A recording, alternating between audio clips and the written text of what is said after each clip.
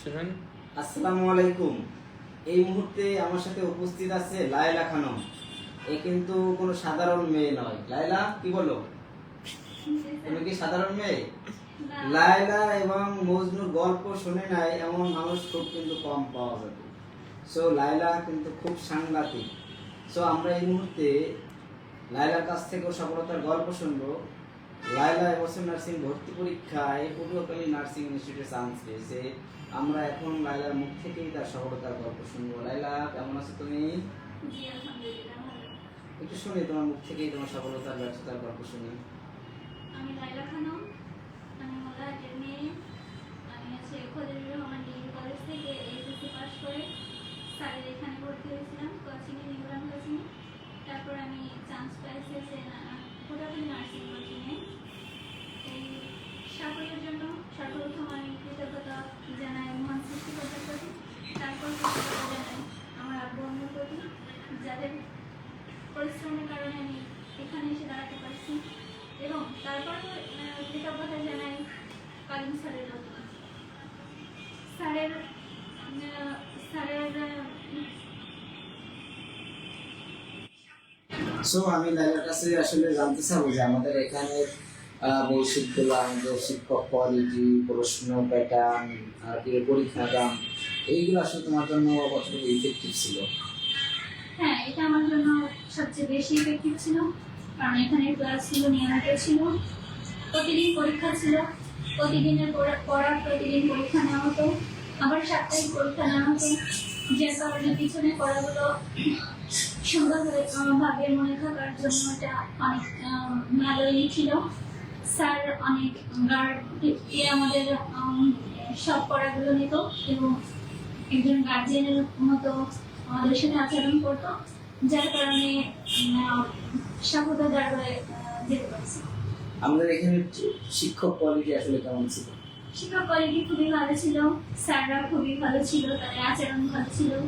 পড়ার পাশাপাশি তারা সুন্দর আচরণ করতো আমাদের সাথে এবং তাদের পড়ানোর কোয়ালিটিগুলো খুবই সুন্দর ছিল, যার কারণে সাফল্য অর্জন করতে পেরেছি।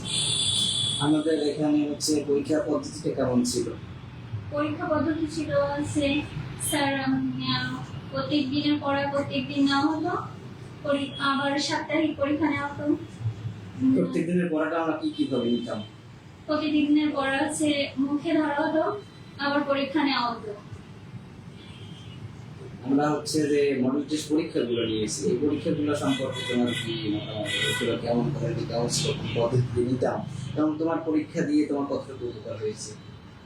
পরীক্ষা পদ্ধতি ছিল একদম ভর্তি পরীক্ষা যেরকম পদ্ধতিতে নেওয়া হতো, ঠিক সেই পদ্ধতিতে প্রশ্ন দেওয়া হতো এবং পরীক্ষা দেওয়ার কারণে আমি প্রশ্ন সম্পর্কে ধারণা পেতাম এবং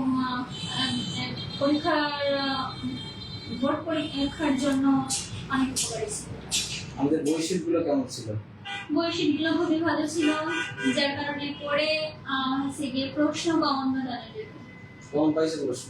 জি, তুমি কত ঘন্টা পড়াশোনা করতে? আমি গিয়ে সেভাবে ভালো করে হিসাব করা হয়নি, তারপরে 10 ঘন্টা, ওখানে 12 ঘন্টা। তোমার হচ্ছে প্রত্যেক দিন রান্না করে খেয়ে দিত? রান্না আমি নিজের রান্না নিজে করতাম। আমার বাসা যেহেতু মোল্লাহাটে, আমি তো খুলনা এসে এখানে ফ্ল্যাট বাসা নিয়ে থাকতাম বাচ্চাদের সাথে, নিজের রান্না নিজে করে খাওয়া যেত। তাই নাকি? বাসাটা কে ঠিক করে দিল? স্যার ঠিক করে দিয়েছে, কালিম স্যার। তাই? হ্যাঁ। তাহলে তুমি, লায়লা কিন্তু নিজের রান্না নিজে করে খেয়ে সে সফল হয়েছে। সো সে কিন্তু অনেক পরিশ্রম করেছে, তাই না? সো তুমি এখন বড় হয়ে কি হইতে চাও লায়লা? আমি এখন একজন আদর্শ নার্স হতে চাই, আমার ক্যারিয়ার করতে চাই, মানুষের সেবা করতে চাই। আর কিছু চাও না? শ্বশুর বাড়ি যাবে না? সেটা ফিউচারে ভাববো। তোমার এই যে স্বাস্থ্য বোনরা বিয়ে কইরা হচ্ছে এক ধাপ আগাই গেল না? সবার ভাগ্য তো এক না, আর সবার চাওয়াও এক না। আমি চাই আমি আমার ক্যারিয়ার করব, আমি ভবিষ্যৎ ভালো করব, তারপরে আমার ভবিষ্যৎ নিয়ে ভাববো। তোমার স্বাস্থ্য বোনরা কি এই ভিডিওটা দেখবে? হ্যাঁ, আমি বাসায় গেলে আমার ফোন থেকে দেখাবো। এমনি ওরা আমাদের পেজের সাথে অ্যাড নাই? থাকতে পারে, আবার নাও থাকতে পারে, আমি সেটা শেয়ার করতে পারি না। তাহলে দেখো, ওরা বিবাহ করছে এবং ওরা কিন্তু ছেলে মেয়ের মা, তাই না? জি কি বলো? জি স্যার। তুমি হচ্ছে কত পিছনে, চিন্তা করতে পারছো? না তোমার স্যার। কাছে খারাপ লাগে না যে ওরা তো অনেক 2 ধাপ আগাই গেছে আর তুমি কত ধাপ পিছনে? না স্যার, আমার খারাপ লাগবে কেন? আমি ওদের ছেলে মেয়ের সেবা করবো। তাদের করে ওটা কারা তাদের আমার ভাগ্নে ভাগ্নি, আমার চাচাতো বোনের ছেলে মেয়ে। স্বাস্থ্য ছেলে না? হ্যাঁ, আর তুমি ওদের উদ্দেশ্যে কি সবাই বলতে যদি চাও? মা হয় তাহলে সেই মার সেবা যেটা করতে হয় সেটা কারা করবে? তার জন্য আমি নার্স হচ্ছি। তুমিও তো মা হবো একদিন, তাই না? জি অবশ্যই, ইনশাআল্লাহ। সো তোমার ওই স্বাস্থ্য বোনদের উদ্দেশ্যে কি বলতে চাও? ওদের উদ্দেশ্যে হচ্ছে ওরা মা যেহেতু হয়েছে যেন আদর্শ মা হয়, আদর্শ মা হয়ে ওদের ছেলে মেয়ের ভবিষ্যৎ যেন ভালো করতে পারে সেটা বলতে চাই। আচ্ছা আচ্ছা আচ্ছা আচ্ছা। যাই হোক, তোমার যে এলাকায় ছোট ভাই বোন আছে এদের উদ্দেশ্যে তুমি কি বলতে চাও?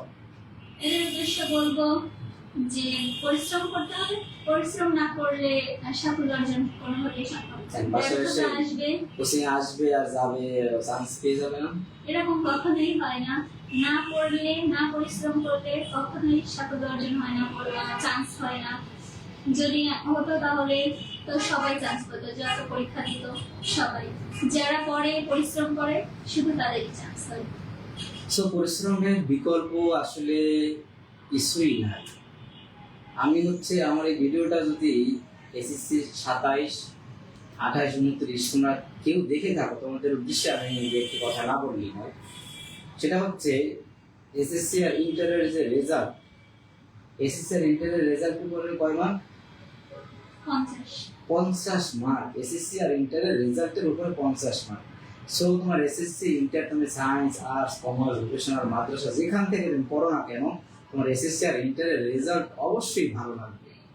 আমরা 100 মার্কের জন্য তোমাকে তৈরি করব, কিন্তু তোমার এসএসসি ইন্টারের যে রেজাল্ট এটা তোমার বাসা থেকে নিয়ে আসতে হবে। এটা কোনো অবস্থাতেই আমরা তোমাকে হেল্প করতে পারবো না। এই 50 মার্ক তোমার রেজাল্টের উপরে ডিপেন্ড করবে। আমরা 100 মার্কের জন্য প্রিপারেশন নিয়ে থাকি। আমরা আমাদের কোচিং থেকে আমাদের নিজস্ব নিউরনের ডাইরেক্ট বই দিয়ে থাকি। প্রত্যেকটা সাবজেক্টের জন্য আবার আলাদা আলাদা ডাইজেস্ট দিয়ে থাকি। এই বইয়ের পিছনে আমাদের মোবাইল নাম্বার দেওয়া আছে। সো আপনারা যদি ভর্তি হতে চান, প্রতারিত হবেন না। আমাদের এই বই বাজারে পাবেন, বাজারে আমাদের এই বইগুলো পাবেন সারা বাংলাদেশে যে কোনো লাইব্রেরিতে। এবং নার্সিং কলেজগুলোতে আমাদের নিউরনের বই পড়ানো হয়। চান্স পেয়েছো, তোমরা চান্স পাওয়ার পরে কিন্তু এই বইগুলো পড়বা নিউরনে, দেখছো?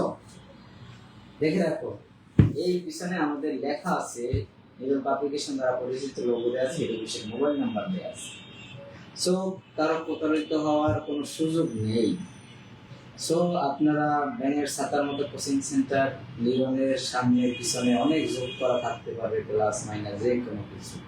সো আপনার সঠিক যদি কোচিং চিনতে চান, অবশ্যই আমাদের বই আছে, আমাদের ওয়েবসাইট আছে, নার্সিং কলেজ লাইব্রেরিতে বই পাবেন, বইয়ের পিছনে আমাদের মোবাইল নাম্বার দেওয়া আছে। অবশ্যই আপনারা যাচাই করে তারপরে ভর্তি হবেন। আমরা কথায় না কাজে বিশ্বাসী। সো সর্বশেষ লাইলার কাছে আমরা একটু যাব। লাইলা অসাধারণ মেয়ে, সে অনেক পরিশ্রম করছে এবং সফল হয়েছে। আমি অনেক খুশি, আমি ওর জন্য দোয়া করি, ওর আব্বু আম্মুর জন্য দোয়া করি। ওর আব্বু আম্মু অনেক পরিশ্রম করে মেয়েকে অনেক বড় বানাইছে। ওর চাচাতো বোনেরা শ্বশুর বাড়ি, তারাও চাইলে পড়াশোনা করতে পারতো না, জি পারবো।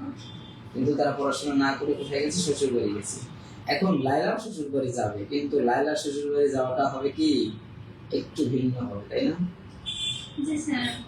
সো লাইলার মুখ থেকে আমরা এখন শুনতে চাচ্ছি যে লাইলা, তুমি শেষ পরিস্থিতি, তুমি কি ছোট ভাই বোন দ্বারা নার্সিং ক্লাসে আসতে চাচ্ছে, এবং তোমার শেষ অনুভূতি কিছু বলার থাকলে একটু শুনি তোমার মুখ থেকে। জি, যারা ছোট ভাই বোনরা আছে তাদের বলতে প্রতারিত না হয়ে সঠিক খবর জেনে, সঠিক তথ্য জেনে বাড়ি বসে না থেকে সঠিক জায়গায় আসার অনুরোধ তাদের জন্য। পরিশ্রম করতে হবে, সাফল্য অর্জন আসবে ইনশাআল্লাহ।